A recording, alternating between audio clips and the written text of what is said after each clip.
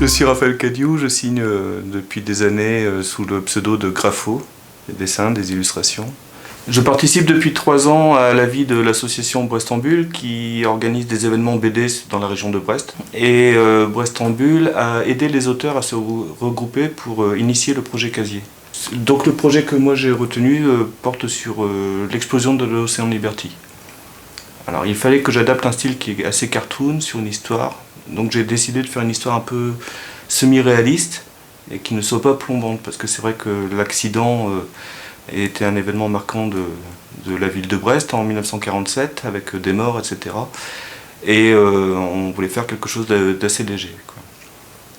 C'est la rencontre de 3 jeunes qui vont se rencontrer dans Brest, qui vont marcher entre le cours d'Ajau et le port et qui vont évoquer des événements qui se sont déroulés lors de l'explosion.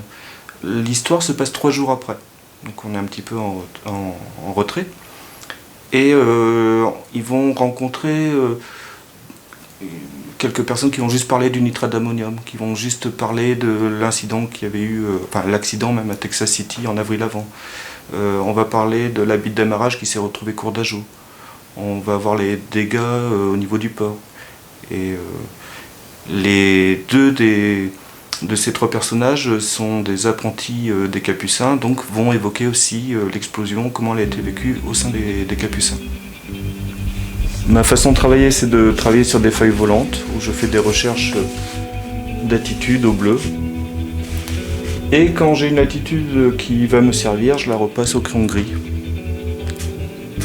afin d'affirmer mon dessin. Donc ça me permet en fait de dessiner déjà chaque personnage 2 fois. À partir de là, je peux les scanner, les mettre à taille finale. Par exemple ici on retrouve le croquis qui correspond à cette case. Donc en grand format j'avais fait des recherches de visuels à partir de photos d'époque. On en trouve justement, merci à Efik Dornick, il y en a beaucoup sur son blog. Donc l'Océan Liberty en flamme au large de Brest, avant qu'il soit mis sur le banc de Saint-Marc. J'avais fait d'autres recherches avec la cité commerciale, qui était au niveau de la gare, et avec le nuage de fumée derrière. Donc les dessins qui sont faits toujours au bleu, les recherches, et je précise au crayon gris.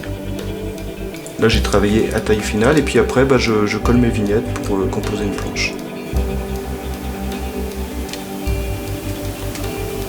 Sachant que de toute façon les planches sont reprises par table lumineuse pour avoir l'ancrage final par la suite.